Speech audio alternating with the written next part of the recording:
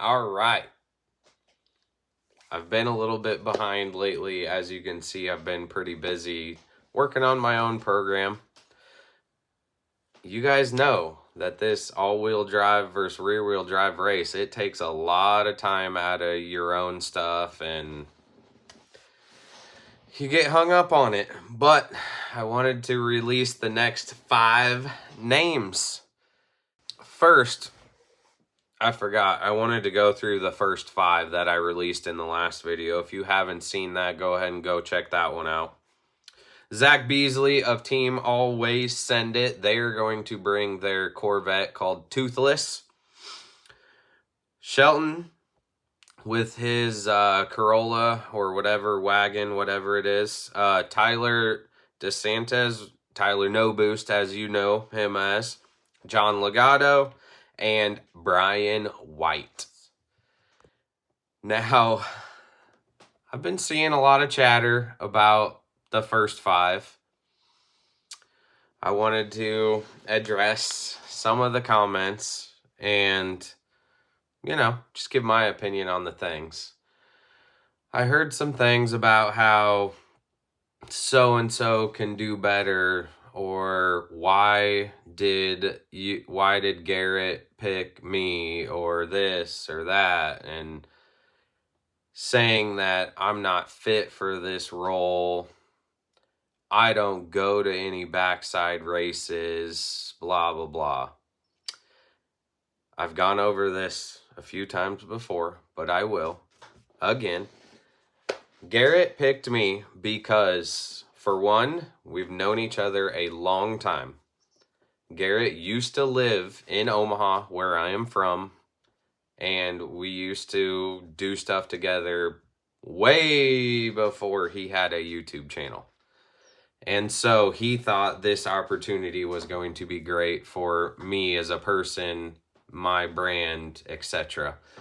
Also, he knows that I have been around the no prep scene for a long time and know several drivers. Several drivers know who I am, and that I would be able to pick a group among the country to come to Florida for his YouTube video. You guys have to remember, the number one thing about this is for his YouTube video. It's the only reason why he does this. I mean, you guys go to work every day to put food on your table, right? Same with him. And you can't discredit him for that. So, saying that I am unfit for this role, so to say, is, I don't know, your opinion for sure. Are there other people that are better? Maybe. There's always somebody better, faster, stronger, bigger, whatever. There's always somebody out there that's going to be that. But I was given this opportunity, and from the March race before we raced, every single person said that I picked the baddest of the bad. And then we, as a team, went out there and sucked. And then all of a sudden, it's my fault. Because we all sucked. Which, I think from the outside looking in, you might be able to say that, but you don't see the support that I was giving. Leading up to the race, I went and tested for 3 weeks, and I put in our group chat every single ounce of data I had. Now, there are individuals that were on the team that gave zero input. That, again, is their choice, not mine. I can't make somebody who's a top-level competitor give up their secrets, their information, or their data. I'm not making somebody do that. So to say that I didn't give enough support to the team is just you didn't know. I guarantee you ask any of the racers that were on the team, I hosted our own drivers meeting prior to the main drivers meeting. After I had lost, I was over in the only guy's trailer that was still in, Andrew Lavender's, every run, asking him if he needed help, loaned him my fans to cool the car off faster, looked over his data to see if there was anything I could see to help him out, even though, again, he is a top-level racer and he knows his car the best. I was still there trying to help. So saying that I was a horrible captain is pretty wrong, in my opinion, because I think I did the best I could. Now, granted, the starting line being so far away, you can't be there for everyone and race at the same time. So if you want to say that somebody else out there is a better fit, they would only be a better fit if they could run to the starting line every pass, come back to everybody's trailer, see if they needed something between rounds, and then have enough time to go and do drivers meeting, chip draws, and all that. So if somebody else out there can do that and be better than it at me, then I guess you could say there was one person or two or whoever you think there was out there that could do that better. And then on top of all that, the months leading up to the event, do they have enough time to do everything I'm doing behind the scenes? It takes a lot. There are lots of racers out there that put 99.9% of their time into their race program and nothing else. And it shows. They are top-level racers. But that doesn't mean they have time for anything like this. So you have to sacrifice certain places to make things work. And overall, I know I'm doing my best to support and help the team. Rules, there's nothing I can do. Do you want me to tell Garrett that if you don't pick my rule set, we're not coming? That's not going to happen. So saying that I need to do better about negotiating rules and this and that, you're wrong. Because the rules are what they are because there was a group of rear-wheel drive racers prior to these events that claimed they could come beat all-wheel drive with the exact rule set. So the rules aren't going to change much. Those are just some few points that I wanted to address the peanut gallery before we got started with our list of 5 more names. And it's all good. I'm going to do my best this time, and you're never going to make the peanut gallery happy. You're never going to make each racer happy. And you have to understand that. Each racer has their own opinion, and most racers have a very strong opinion of what their beliefs are. So changing that, you're never gonna, and it is what it is. So let's get started with our first name on the list. Again, a lot of these names are new. And as you've seen progressed from my first video 2 or 3 weeks ago, several cars that I have invited, we're going on over 5 cars now, have said they are not interested in coming back.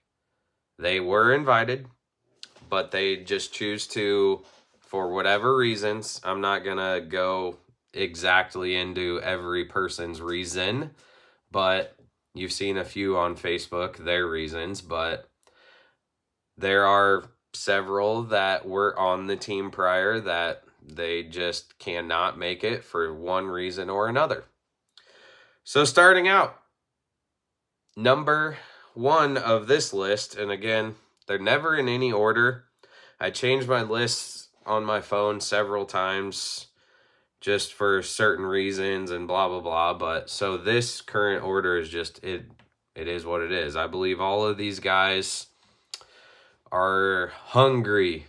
Like I said in the last video, I'm looking for guys that may not go out there and win every single event they go to, because let's be honest, those are very few and far between. But these guys are hungry. They want to go out there and win, and maybe they're going to put in a little more effort than some of the other cars did last time. Not saying people didn't. I've already expressed my opinion on who did not, so you know that. But either way, first car out of the gate on this video is Clint Nichols. Now, Clint got a hold of me last time and really wanted to be on the list last time, and there just wasn't a spot for him that time. And so I felt like he's been out there doing pretty well. Now, Clint knows my opinion of him, so this will be no surprise to him. Clint doesn't have the fastest car in the country, but I have been watching him do very well on 26s, which means that he is very good with his car and his chassis. And he does race on 28s a lot also. So I think he is going to be able to adapt very well. I'll roll in some clips here of Clint, and I hope he pulls through for me this time.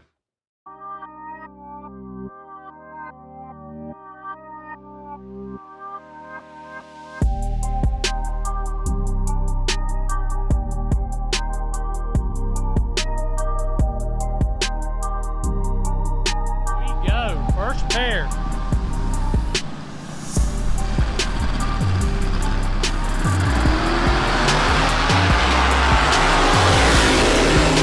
Oh, that's Clint!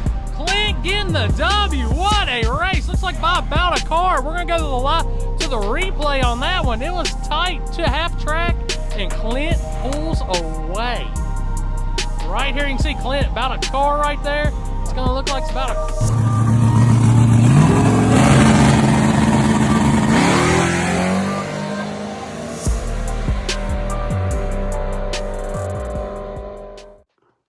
Next up on this video's list is Austin Shepard. Now, Austin came last event also. However, his car that he's bringing, 50 Cent, one of them, can't say the real name, but you know, that crazy wrap, rusty color Daytona, I think it is. He had that out. He just had gotten it prior to that last event, so he didn't have a lot of data. He was going to race the RX-7 that he has, but they had troubles with the motor at Dig or Die right before the event, so they had to race the current car that he's going to race this event with basically no data. So I've been watching him. I've been seeing some of his data over from March till now, and he's getting that thing figured out. So I wanted to bring him back and give him another shot at proving himself with that thing. He's been changing stuff, trying new things, and the data's been looking really good. So... and we will just have to see. I'll roll in some videos here and see how it goes.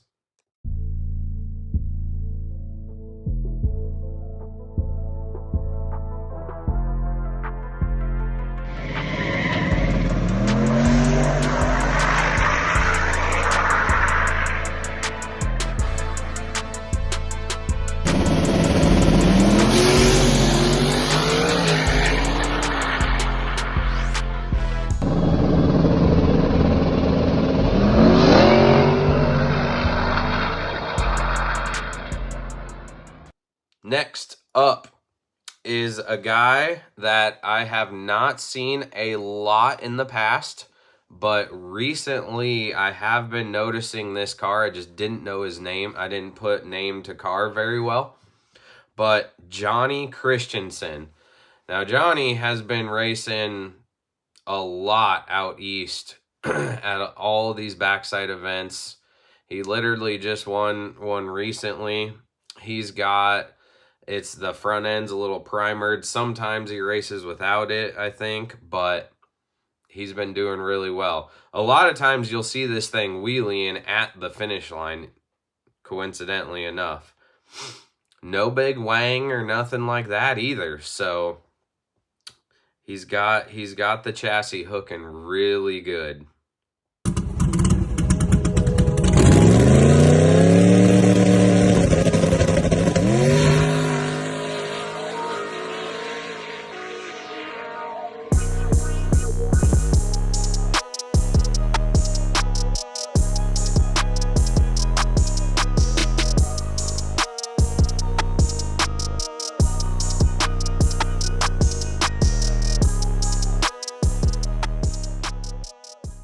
And next up is another new guy.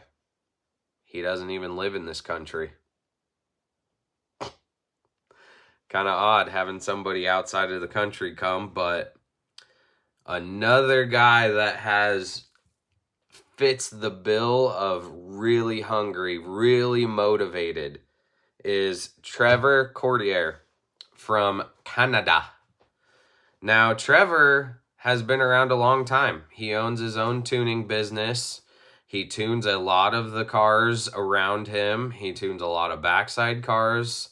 So, very smart guy. Another guy that can adapt to different changes that he's, encountered.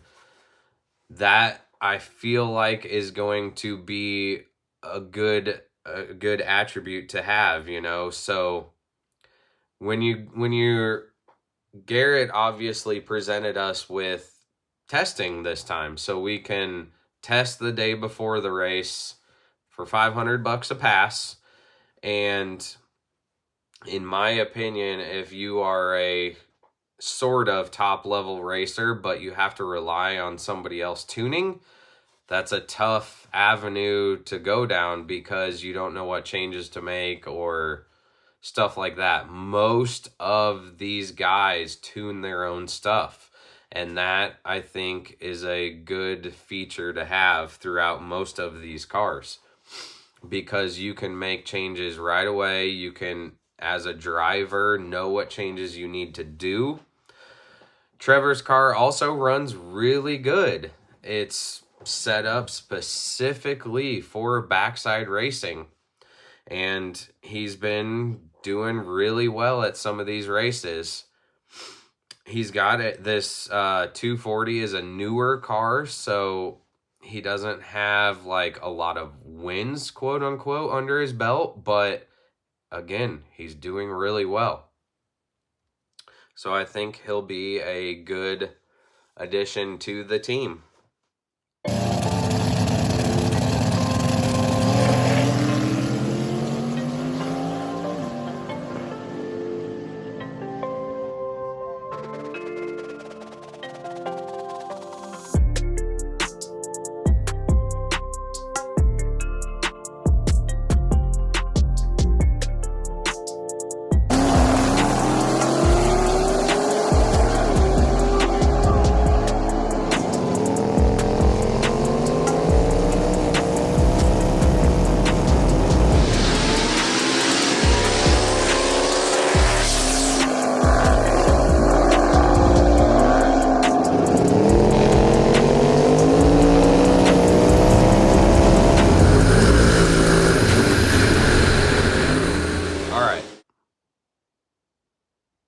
Time to get down to business because I'm tired of seeing all the comments, honestly. I think it's great that this guy has a ginormous fan base out there. And mainly I think it's because we live in such our areas are so close together. We have a lot of the same fans. So the comments I see are people from our area. And so there's just there's a lot of comments regarding this guy. Can you guess who he is? Ryan Mitchell. Now, Ryan didn't make it past first round last time, but as you have seen in his YouTube video, I'm sure, I think he released his draggy, he made a really good pass. He just raced the guy that won the event. Had Ryan if Ryan would have made it past first round, I think he would have got faster and faster. I mean, that's just how tuners of our nature do. We get better and better with each pass. So I don't want to discredit Ryan for not making it past first round. I think he did good. I think he was willing to go around and help racers if they needed it. So I think that's a really good person to have on the team. I was just trying to hold out to the very end to hype it up.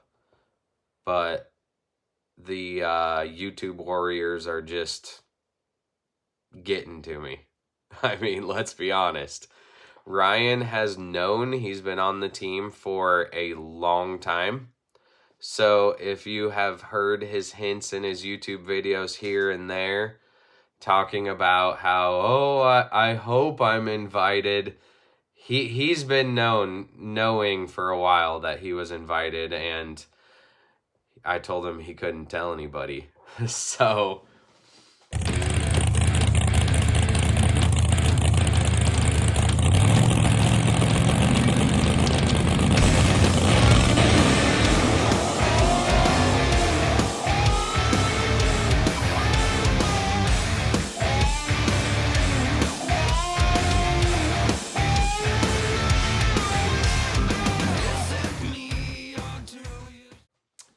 that is 5 names, I believe.